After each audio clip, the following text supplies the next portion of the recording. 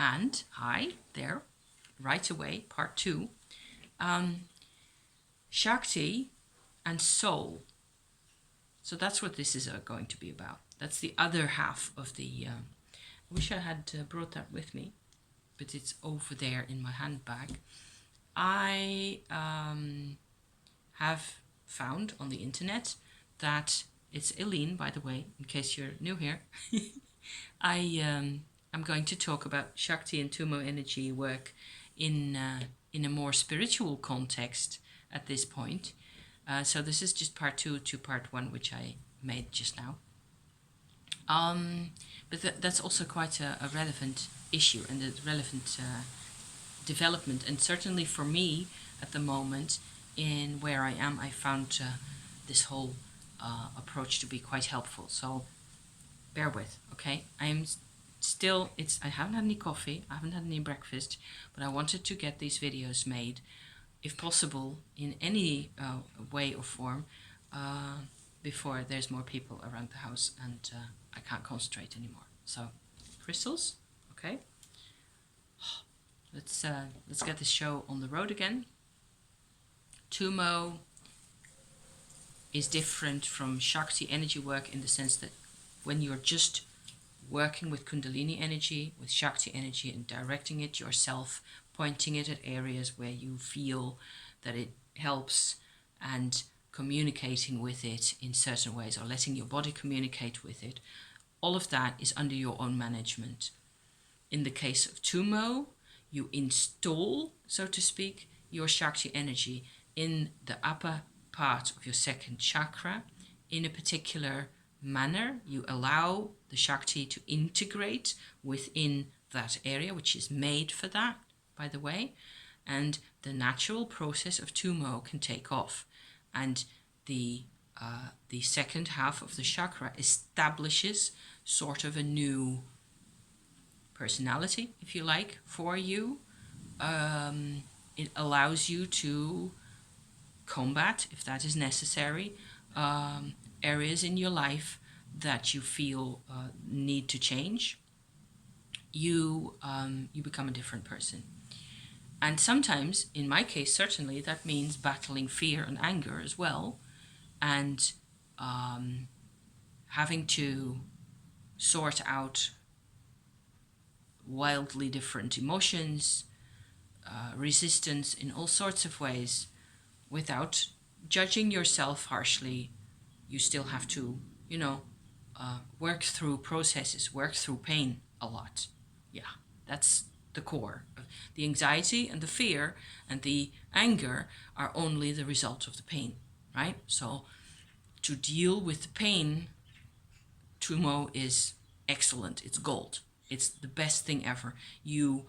I suppose I have completely abandoned the idea, to the extent that I ever had it, that I am not worth,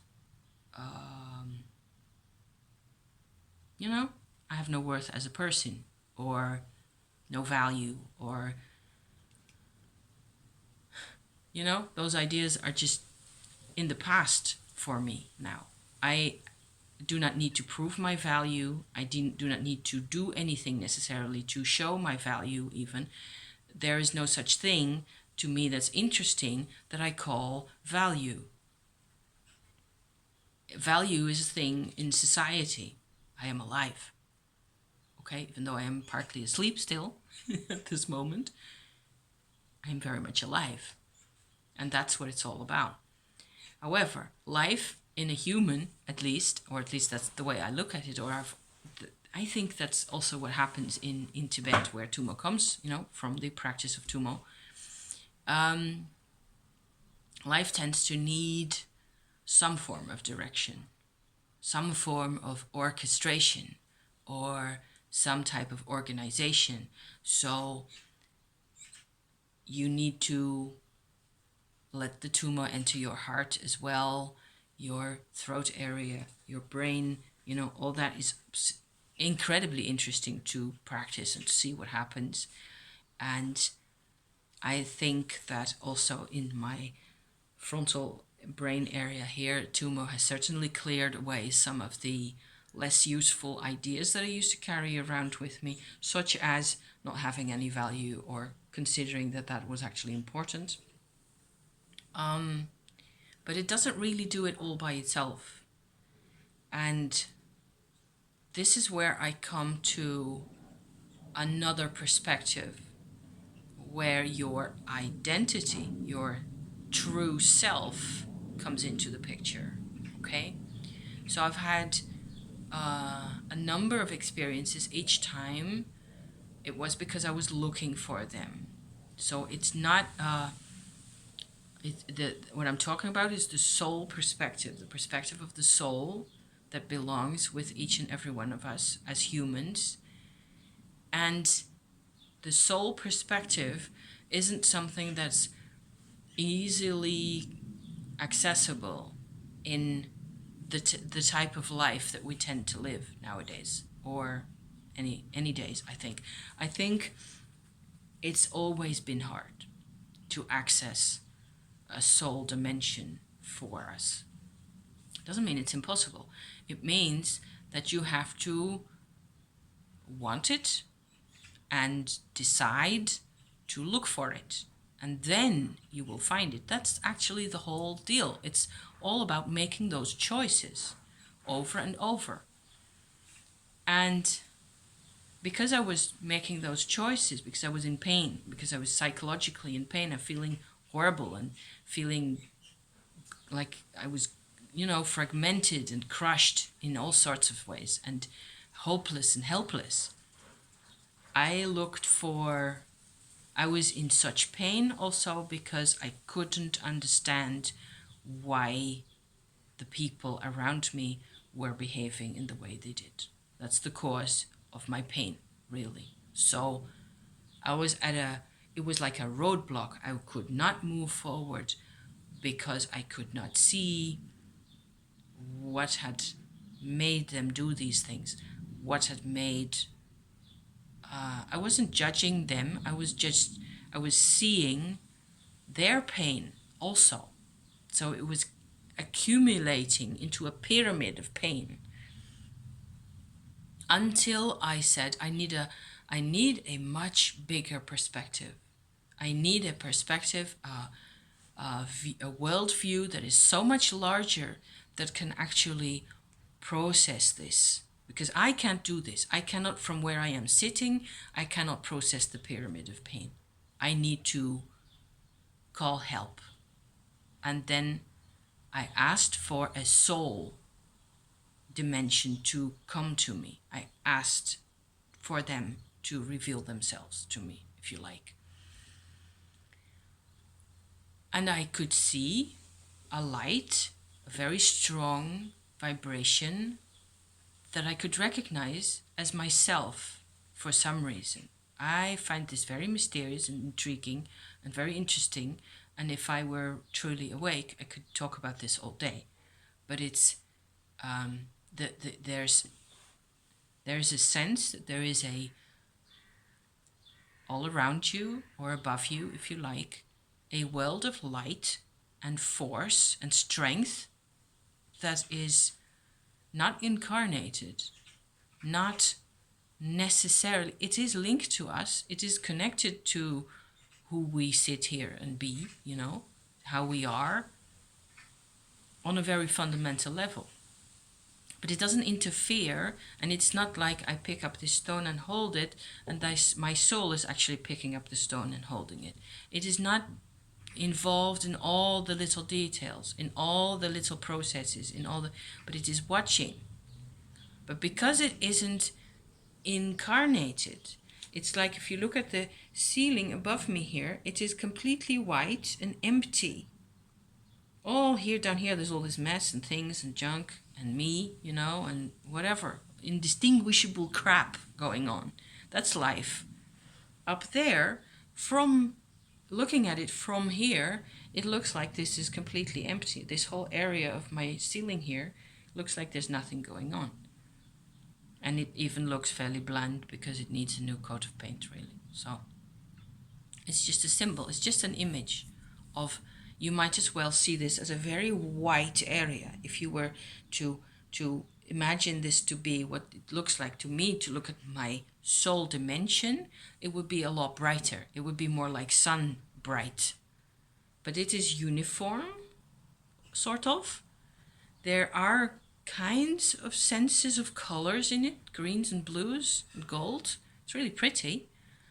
But it's intimidating, to say the least, because it is massively...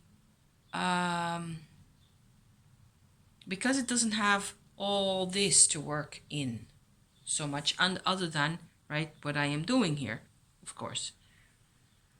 By itself, up there is no body, there is no history, there is no time, there's no substance, there's none of all that.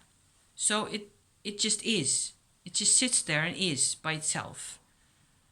And there's love, though, although I can also feel that very much. And it is aware of me, and it's aware of me talking about it, which is like really freaky and scary.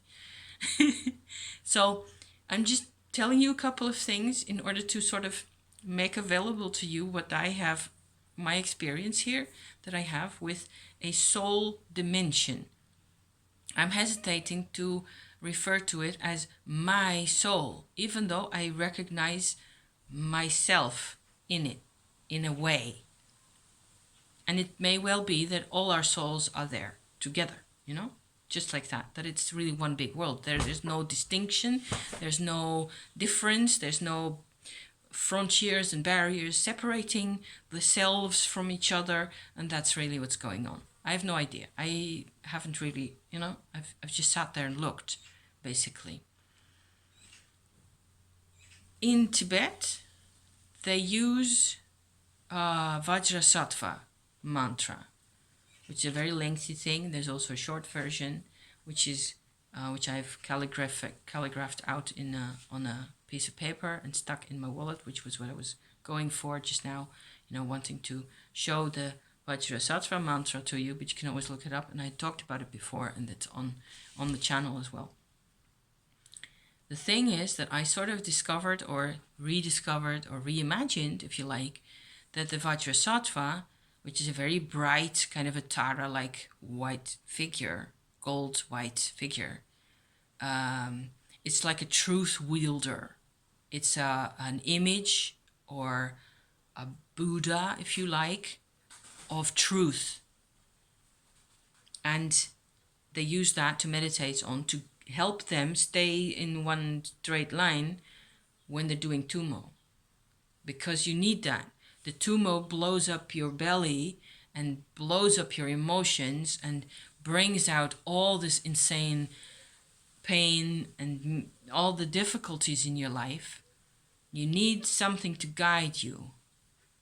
And I thought that my soul dimension, as I had sort of managed to come into contact with it, is actually what I use to do my Vajrasattva for me. It is also my truth.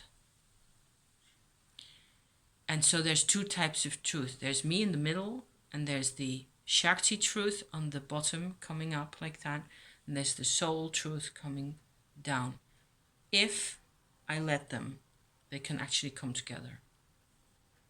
And they can sort of, they belong together. It's what I was supposed to be being all the time.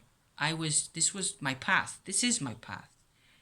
And actually getting here through all the difficulties and through the, you know, travails with people and all my parents and the past and the Second World War and whatever else I carry around with me, it was never supposed to be easy. My soul can tell me that. My Shakti energy doesn't tell me anything about it being easy or not. It just wants to work. It just wants to, you know, get in there and get the thing done. It's the impetus towards growth that's really the Shakti. And the soul is the one that has experienced this quite a number of times already, and has kept the records of the experiences way up there. That's one image that we're familiar with, at least.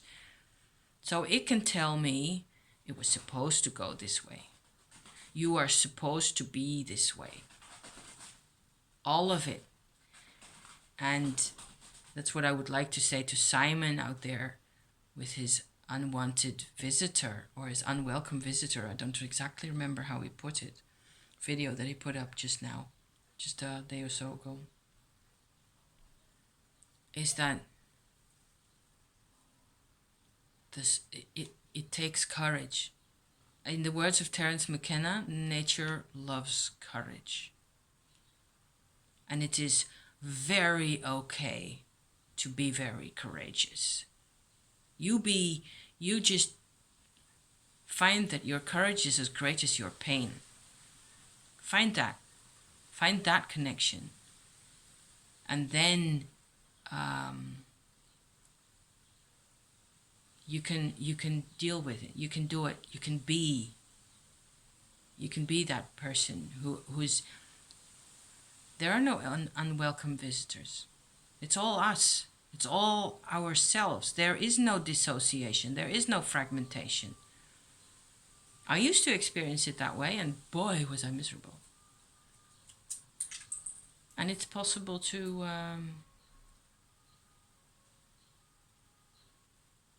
I think courage is the big thing here. To know that you're courageous, and then to find to.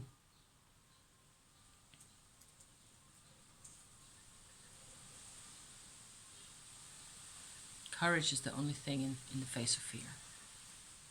So, and sometimes we need silence, and we cannot have other people. So yeah, I'm going to leave it at this. I hope this is any good. Wow, it's been almost an hour in total talking, and I'm really going to go for breakfast now. So thank you for watching, and I hope this, some of it makes sense somewhere. Thank you. See you next time. Bye bye.